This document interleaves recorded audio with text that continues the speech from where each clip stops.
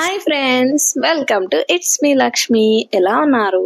ఈ రోజు మనం ఈ వీడియోలో స్క్రంచీ బౌస్ బిజినెస్ నేను ఎలా స్టార్ట్ చేశాను, అది స్టార్ట్ చేసిన తర్వాత నేను ఫేస్ చేసిన అప్స్ అండ్ డౌన్స్, నా మిస్టేక్స్ నుంచి మీరు ఎలా నేర్చుకోవచ్చు, అవన్నీ కూడా క్లియర్ గా ఎక్స్ప్లెయిన్ చేస్తానండి. మీ బిజినెస్ ఏదైనా అవ్వచ్చు, బట్ బేసిక్స్ అనేది ఏ బిజినెస్ కైనా సరే కామన్. అవన్నీ కూడా నేను ఈ రోజు వచ్చిన ఆర్డర్ ని ప్రిపేర్ చేస్తూ మీకు ఎక్స్ప్లెయిన్ చేస్తాను.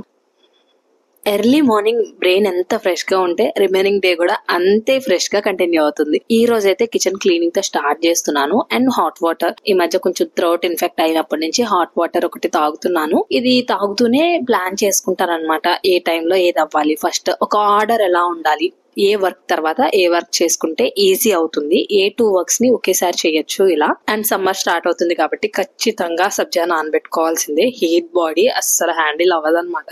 అండ్ మహిరా స్నాక్ బాక్స్ లోకి స్వీట్ పొటాటో పెడుతున్నాను ఈ రోజు. స్వీట్ పొటాటో చాలా మంచిదండి. మా చిన్నప్పుడు అమ్మ వాళ్ళు కూడా ఇట్లాగే కాల్చి ఇచ్చేవాళ్ళు. అంటే అప్పుడు కొంచెం కట్టెల పొయ్యిలు ఉండేవి కాబట్టి కట్టెల పొయ్యి మీద కాల్చి ఇచ్చేవాళ్ళు. మహిరాకైతే నేను నేతిలో రోస్ట్ చేసి పెడతాను. చాలా తీయగా టేస్టీగా ఉంటుంది. అండ్ మిషన్ లో బట్టలు కూడా వేసేస్తే ఆ పని కూడా కంప్లీట్ అవుతుంది. రీసెంట్ గా నేను అప్లోడ్ చేశాను కదండి వాషింగ్ మిషన్ వీడియో, అది 1 ఇయర్ బ్యాక్ దన్నమాట. నా ఓల్డ్ ఛానల్లో ఈ ఒక్క వీడియో వల్లే నా ఛానల్ మానిటైజ్ అయింది. అందుకే యూస్ఫుల్ గా ఉంటుందేమో అని చెప్పి మళ్ళీ పోస్ట్ చేశాను. అండ్ స్వీట్ పొటాటో కూడా రెడీ అయిపోయింది కాబట్టి ఇంకా మహిరాన్ కూడా రెడీ చేసేసాను. మహిరా డైలీ స్కూల్ కి వెళ్లే ముందు దండం పెట్టుకుంటుంది. ఏం చెప్తుందో వింటారా?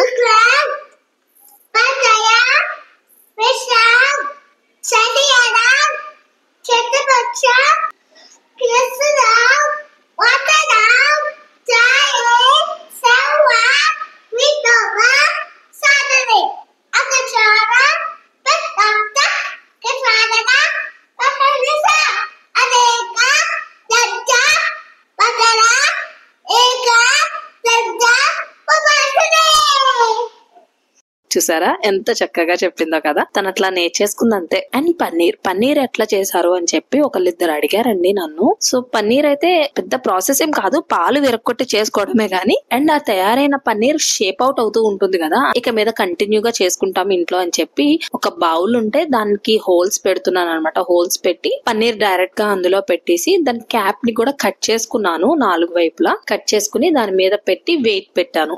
ఆ తర్వాత మనం ఎక్కువసేపు అవసరం లేదు, ఒక 15 మినిట్స్ ఎక్కువసేపు ఉంచితే ఏంటంటే పన్నీర్ టైట్ అయిపోతుంది. సో ఒక 15 మినిట్స్ ఉంచి ఆ తర్వాత రిఫ్రిజిరేట్ చేసుకోవచ్చు అనమాట. చేసుకుంటే పన్నీర్ చక్కగా షేప్ అవుతుంది. 1/2 లీటర్ పాలు విరక్కొడితే 90 గ్రామ్స్ వచ్చిందండి. మేము ఒకసారి వెజిటబుల్ తో కుక్ చేసుకుంటే సరిపోతుంది. ఈ రోజైతే మటర్ పన్నీర్ కోసం చేశాను నేను ఇది. అండ్ ఇంకా ఆర్డర్ వచ్చిందని చెప్పాను కదా, ఈ ఆర్డర్ నాకు హైదరాబాద్ నుంచి వచ్చిందండి. అండ్ ఆ ఫ్యాబ్రిక్ కట్ చేసుకుంటూ నేను ఈ బిజినెస్ ఎలా స్టార్ట్ చేశాను ఏంటి ఇవన్నీ కూడా ఒకసారి రీకాల్ చేసుకుందాం. ఇట్స్ బీన్ 11 మంత్స్ అండి స్క్రంచీ బౌస్ నేను స్టార్ట్ చేసి. అంటే నెక్స్ట్ మంత్ మార్చ్ 20th 2025 కి 1 ఇయర్ కంప్లీట్ అవుతుంది. 1 ఇయర్ లో స్క్రంచీ బౌస్ చూసిన అప్స్ అండ్ డౌన్స్ చాలా ఉన్నాయండి. ఈ బిజినెస్ నేను జస్ట్ 6,000 రూపీస్ తో స్టార్ట్ చేశాను. నా ఇనీషియల్ పెట్టుబడి అనమాట, అంత మాత్రమే. ఆ క్యాపిటల్ తోనే స్టార్ట్ చేశాను. చిన్న స్వింగ్ మిషన్ ఆల్రెడీ తీసుకున్నాను, అది టెంపరీ అనమాట. అంటే పోర్టబుల్ ఉంటుంది కదా, అది తీసుకున్నాను. ఇంట్లో ఏదన్నా స్టిచెస్ వేసుకోవచ్చు అన్నట్లు. ఇంకా రిమైనింగ్ మొత్తం కూడా 6,000 లోనే నేను చేసుకున్నాను. యాక్చువల్లీ నేను 10,000 అనుకున్నాను, కానీ 6,000 అనేది మేము లక్కీగా ఫీల్ అయ్యామన్నమాట. మా హస్బెండ్ కి ఇష్టం 6 అనేది. సో 6,000 తోనే స్టార్ట్ చేయాలి అని చెప్పి 6,000 పెట్టుకున్నాము. ఇంకా చెప్పాలి అంటే ఆ 6,000 లో కూడా నేను 3,000 మాత్రమే ఖర్చు పెట్టాలి, 3,000 పక్కన పెట్టాలి. ఎందుకంటే ఎప్పుడు ఏ అవసరం వస్తుంది, ఏది ఎక్కువ ఖర్చు అవుతుంది ఏమీ తెలియదు అనమాట. సో ఏమీ తెలియకుండా ఒకేసారి ఉన్న అమౌంట్ మొత్తం పెట్టేస్తే తర్వాత ఇంప్రూవ్మెంట్స్ కి వాడలేం కదా అని చెప్పి నేను 6,000 తోనే స్టార్ట్ చేశాను. ఆ 6,000 లో 3,000 మాత్రమే నేను మెటీరియల్ పర్చేస్ చేశాను. ఏదైతే నాకు రా మెటీరియల్ అవసరమో అవన్నీ కూడా కాస్ట్ ఎక్కువ పడినా కూడా తక్కువే తీసుకున్నాను అనమాట. తక్కువే తెప్పించాను. అండ్ ఫ్యాబ్రిక్స్ అంటారా, ఫ్యాబ్రిక్స్ మొత్తం అన్ని కూడా ప్లెయిన్ మాత్రమే తీసుకున్నాను. మీరు నా ఇనీషియల్ వి ఇన్స్టాగ్రామ్ లో ఉంటాయండి, అవన్నీ చూస్తే మీకు అన్ని ప్లెయినే దొరుకుతాయి అనమాట. ప్రింటెడ్ ఎక్కువ దొరకవు. 4-5 డిజైన్స్ క్రేప్ లో తీసుకున్నాను నేను. బట్ క్రేప్ వర్కౌట్ అవ్వదు, నాకు ఆ విషయం తెలీదు. అది వేస్ట్ ఆఫ్ ఇన్వెస్ట్మెంట్ ఇన్వెస్ట్మెంట్ అయిపోయింది. స్టిల్ ఈ రోజుకి నా దగ్గర క్రేప్ మెటీరియల్ అలాగే ఉంది. కొన్ని అయితే మహిరాకి టాప్స్ కుట్టేశాను వాటితో, వేస్ట్ అయిపోకుండా. బట్ ప్లెయిన్ ఎప్పుడైనా సరే మీరు ఏ బిజినెస్ స్టార్ట్ చేసినా కూడా మీకు ఎంతైతే అవసరమో అందులో సగం మాత్రమే ఖర్చు పెట్టండి. మిగిలిన సగం చాలా వాటికి అవసరం అవుతుంది అనమాట. మీ పబ్లిసిటీకి అవనివ్వండి, బిజినెస్ పెంచుకోవడానికి ఏదో ఒక దానికి అమౌంట్ అవసరం అవుతుంది. మళ్ళీ రీఇన్వెస్ట్ ఆర్డర్స్ రాకుండానే చేయలేం కాబట్టి డెఫినెట్లీ కొంత అమౌంట్ పక్కన పెట్టుకోండి. అండ్ స్టార్టింగ్ అంటారా, నేను చెప్పాను కదా ప్రతి షేడ్ లోను, ఇప్పుడు నేను సాటిన్ తీసుకున్నాను అనుకోండి 5 షేడ్స్, రేయాన్ తీసుకుంటే 5 షేడ్స్, ఆర్గాన్జా 5 షేడ్స్, ఖచ్చితంగా ప్రతి ఫ్యాబ్రిక్ లోను కూడా 5 షేడ్స్ మినిమం మెయింటైన్ చేశాను అనమాట. ఎందుకంటే దాంట్లో వేరియేషన్స్ చూపించాలి కదా క్లయింట్స్ కి అని చెప్పి. అలా తీసుకున్నప్పుడు కూడా స్టార్టింగ్ ఇనీషియల్ అసలు ఏమి తెలియక ముందు నేను సాటిన్ ఒక్కటే తీసుకున్నాను, నంబర్ ఇంకేది తీసుకోలేదు. ఎందుకంటే నాకు అప్పటికే బౌస్ తెలియదు, బౌస్ కి బ్యాక్ సైడ్ పెట్టే స్టిక్స్ ఎక్కడ దొరుకుతాయో తెలియదు, గ్లూ గన్ లో స్టిక్స్ ఎక్కడ దొరుకుతాయో తెలియదు, ఆ క్లిప్స్ కానివ్వండి, వాటికి ప్యాకింగ్ మెటీరియల్ కానివ్వండి, ఇవన్నీ ఎక్కడ దొరుకుతాయి, అసలు బౌస్ ఎలా చేయొచ్చో కూడా తెలియదు. సో ఇనీషియల్ గా నా స్టార్టింగ్ పాయింట్ స్క్రంచీస్. నేను ఓన్లీ స్క్రంచీస్ మాత్రమే చేయగలను. అండ్ స్క్రంచీస్ లో కూడా నాకు సైజ్ ఒక్కటే తెలుసు, ఏ మెజర్మెంట్స్ లో చేస్తారు అని. ఆ మెజర్మెంట్స్ లో నేను ఎంత స్టిచ్ చేసినా కూడా పర్ఫెక్షన్ వచ్చేది కాదు. అసలు మినిమం స్టిచ్చింగ్ స్కిల్స్ కూడా లేని అమ్మాయిని అనమాట. సో అలాంటి అమ్మాయిని స్టిచ్చింగ్ నేర్చుకోకుండా స్టిచ్చింగ్ కి సంబంధించిన బిజినెస్ చేయడం అంటే కొంచెం డిఫికల్టే. స్టార్టింగ్ డేస్ లో టైం పట్టింది నేర్చుకుంటాకి. ఇంట్లో ఉన్న ఓల్డ్ ఫ్యాబ్రిక్స్ మీద అట్లా ట్రై చేస్తూ ఉన్నాను అనమాట. అవన్నీ కూడా ట్రై చేసి స్టార్టింగ్ స్క్రంచీస్ తోనే నా బిజినెస్ స్టార్ట్ చేశాను. స్క్రంచీస్ మాత్రమే సెల్ చేశాను కూడా. సో స్క్రంచీస్ ఒక్కటే కాబట్టి ఆర్డర్స్ వచ్చేవి కాదు. సో నిదానంగా ఇంప్రూవ్ చేసుకోవడం కోసం బౌస్ స్టార్ట్ చేశాను. బౌస్ ఎక్కడ నేర్పిస్తారు, ఎవ్వరు నేర్పించారు. ఏ బిజినెస్ కైనా సరే కాంపిటీటర్స్ అనేది చాలా ఇంపార్టెంట్. మనకి ఈ ఫీల్డ్ లో ఎవరెవరు కాంపిటీటర్స్ గా ఉన్నారు, వాళ్ళు ఎలాంటి ప్రోడక్ట్స్ సెల్ చేస్తున్నారు, ఇన్స్టాగ్రామ్ కూడా మినిమం తెలియదు నాకు. అవన్నీ నాకు తెలుసుకుంటానికి, అలవాటు పడటానికి చాలా టైం పట్టింది. మనకేమి ఒక 10 మెంబర్స్ 20 మెంబర్స్ అట్లీస్ట్ 2 మెంబర్స్ కూడా హెల్పర్స్ ఉండరు. మనమే చేసుకోవాలి. ఇంట్లో వర్క్ మనమే చేసుకోవాలి, పాపని నేనే చూసుకోవాలి, కుకింగ్ చేసుకోవాలి, క్లీనింగ్ చేసుకోవాలి. ఆ తర్వాత ఆర్డర్స్ రావడం కోసం ప్రమోషన్స్ నేనే చేసుకోవాలి, వీడియోస్ మేక్ చేయాలి, ఎడిట్ చేయాలి, అప్లోడ్ చేయాలి, ఫ్యాబ్రిక్స్ రిసోర్సెస్ ఎక్కడ దొరుకుతాయి ఏంటి చెక్ చేసుకోవాలి, అండ్ న్యూ మోడల్స్ కూడా నేర్చుకోవాలి. ఇవన్నీ చేయడానికి స్టార్టింగ్ లో మొత్తం అన్ని కూడా నాకు చాలా చాలా టైం పట్టిందండి. బౌస్ అంటారా, మొత్తం అన్ని కూడా ఇనీషియల్ గా నేను పేపర్ మీద, న్యూస్ పేపర్ మీద ట్రయల్ చేసేదాన్ని. న్యూస్ పేపర్ లో షేప్ అన్ని బాగానే ఉన్నాయి అంటే అప్పుడు ఓల్డ్ ఫ్యాబ్రిక్ మీద ట్రై చేసేదాన్ని. ఆ తర్వాత నేను ఏదైతే కొనుక్కున్నానో ఆ ఫ్యాబ్రిక్ మీద ట్రయల్ చేసేదాన్ని. ఇలా చేయడానికి ఎఫర్ట్స్ చాలా పట్టింది. మనమేమి డైరెక్ట్ గా చేయట్లేదు, హ్యూజ్ ఎఫర్ట్స్ పడతాయి. బట్ స్టిల్ ట్రై చేయాలి కదా. అలా ట్రై చేసేటప్పుడు చాలా టైం వేస్ట్ కూడా అవుతుంది. బట్ స్టిల్ తప్పదు, ఆ టైం కూడా మన ఇన్వెస్ట్మెంట్. అలా నిదానంగా ఫస్ట్ ఇనీషియల్ ఆర్డర్ నా బెస్ట్ ఫ్రెండ్ తీసుకుంది, తను డైరెక్ట్ తీసుకుంది. అండ్ తర్వాత సెకండ్ ఆర్డర్ రిలేటివ్ దగ్గర నుంచి వచ్చింది. ట్రస్ట్ మీ, ఆ టైం కి నా దగ్గర ప్యాకింగ్ మెటీరియల్ కూడా లేదు. నాకు ఆల్రెడీ ఇంట్లో రిసీవ్ అయిన బాక్స్ ఏదో ఉంటే, ఫస్ట్ క్రై పాపకి తెప్పించే బాక్స్, ఆ బాక్స్ లోనే ప్యాక్ చేసేసి పంపించాను అనమాట. నా ఇనీషియల్ ఆర్డర్ అలా మాత్రమే పంపించాను. ఆ తర్వాత నాకు ఒక్కొక్క ఆర్డర్ పెరిగే కొద్దీ ఆ ఆర్డర్ లో వచ్చిన 100 రూపీసో 50 రూపీసో పక్కన దాచి మళ్ళీ అవి రీఇన్వెస్ట్ చేస్తూ ఉండేదాన్ని అనమాట. అలా నిదానంగా నేను కొత్త మోడల్స్ ఇన్వెంట్ చేసే కొద్దీ ఆర్డర్స్ పెరగడం స్టార్ట్ అయింది. అండ్ తర్వాత నా బ్రేకింగ్ పాయింట్ అఖిల మార్తిన్ గారు. ఆవిడ నాకు ఇచ్చిన ఒక్క ప్రమోషన్ చాలా చాలా హెల్ప్ అయింది. అఫ్ కోర్స్ అది జస్ట్ స్టోరీ, ఒక 10 సెకండ్స్ స్టోరీ మాత్రమే ఆవిడ పెట్టారు. అది కూడా బ్యాక్గ్రౌండ్ మ్యూజిక్ తో. నా పేరు చెప్పడం కానీ ఏమీ లేదు, జస్ట్ ప్రోడక్ట్ ట్యాగ్ చేసి ఒక 10 సెకండ్స్ వీడియో పెట్టారు. ఆ 10 సెకండ్స్ వీడియో ద్వారా నాకు నియర్లీ ఒక 5 ఆర్డర్స్ వచ్చినాయి. అప్పటికే నాకు ఇన్స్టాగ్రామ్ లో 100 కన్నా తక్కువ ఫాలోవర్స్ ఉన్నారు. అంత తక్కువ ఫాలోవర్స్ లో నాకు ఆర్డర్స్ రావడం అంటే చిన్న విషయం కాదు. అవన్నీ కూడా నేను హ్యాండిల్ చేసుకున్నాను. నిదానంగా 1 by 1 పెరుగుతూ ఉన్నాయి.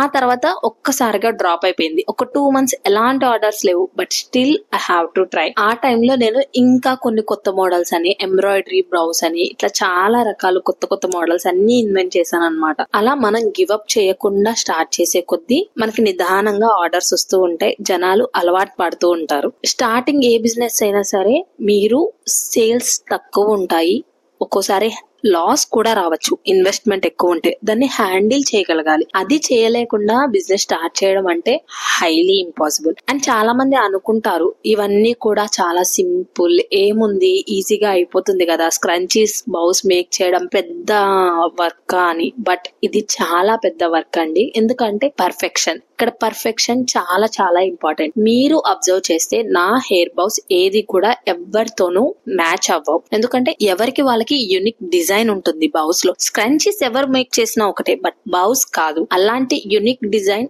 మనకి మనం క్రియేట్ చేసుకుని మన ప్రోడక్ట్ ని ఇన్వెంట్ చేయడానికి చాలా మైండ్ పెట్టాల్సి వస్తుంది. అక్కడ చాలా స్ట్రెస్ తీసుకోవాల్సి వస్తుంది కూడా. అవన్నీ కూడా క్రాస్ చేసిన తర్వాతే మనకి బిజినెస్ స్టార్ట్ అవుతుంది. డే 1 మనం అన్ని నేర్చేసుకోవాలి అంటే వర్కౌట్ అవ్వదు. సో మీరు స్టార్ట్ చేయండి. ఇనీషియల్ గా ఎంతో కొంత మీరు జెన్యూన్ గా స్టార్ట్ చేయాలి అనుకుంటే ఒక బిజినెస్ లో మినిమం మీకు ఎలా ఆర్డర్ రావాలి, ఆర్డర్ వచ్చాక ఎలా పంపిస్తారు, మెటీరియల్ ఎక్కడ దొరుకుతుంది, ఇవి చాలు. మినిమం తో స్టార్ట్ చేయండి. ప్రతి మెటీరియల్ మీకు అవసరం లేదు. మీకు బౌ మెటీరియల్ ఎక్కడ దొరుకుతుందో తెలియదు, స్క్రంచీస్ తో స్టార్ట్ చేయండి. స్క్రంచీస్ లో ప్రింట్స్ సాటిన్ ఎక్కడో తెలియదు, ఆర్గాన్జా ట్రై చేయండి. ఆర్గాన్జా అన్ని చోట్ల దొరుకుతుంది, రేయాన్ అన్ని చోట్ల దొరుకుతుంది, కాటన్, మల్మల్ ఇవన్నీ దొరుకుతాయి. ఒక్క సాటిన్ ప్రింట్ మాత్రమే దొరకదు. అదొక్కటి దొరకనంత మాత్రం మన బిజినెస్ ఆగిపోదు కదా. చాలా రకాల మోడల్స్ లో స్క్రంచీస్ ని స్టిచ్ చేసి సెల్ చేయొచ్చు. అలా నిదానంగా స్టార్ట్ చేయండి. ఆర్గానిక్ గా గ్రో అవ్వండి. సేల్స్ ఆటోమేటిక్ గా పెరుగుతాయి. అండ్ ఈ జర్నీలో ఖచ్చితంగా మనకి ఫిజికల్ గా, మెంటల్ గా 2 రకాలుగా ఫ్యామిలీ సపోర్ట్ చాలా చాలా అవసరం. వాళ్ళ హెల్ప్ లేకుండా అస్సలు చేయలేం. నేనైతే అస్సలు చేయలేను. ఈయన సపోర్ట్ నాకు ఉండబట్టే నేను ఈ బిజినెస్ ని ఇన్ని పనులు చేసుకుంటూ కూడా హ్యాండిల్ చేయగలుగుతున్నాను. అండ్ బౌస్ అండ్ స్క్రంచీస్ కి చాలా చాలా కాంపిటీషన్ ఉంది ఆన్లైన్ లో. మీరు ఇండియా మొత్తంలో నియర్లీ 1000 ఇన్స్టాగ్రామ్ పేజెస్ చూడొచ్చు ఈ ఒక్క బిజినెస్ మీద. సో ఇదేమి లో కాంపిటేటర్ బిజినెస్ కాదు. మీరు ఎక్స్పెక్ట్ చేయొచ్చు ఇది చాలా లో కాంపిటీషన్ ఉంది కదా అని. మీరు ఒక్కసారి సెర్చ్ చేయండి, కుప్పలు కుప్పలుగా పేజెస్ ఉన్నాయి.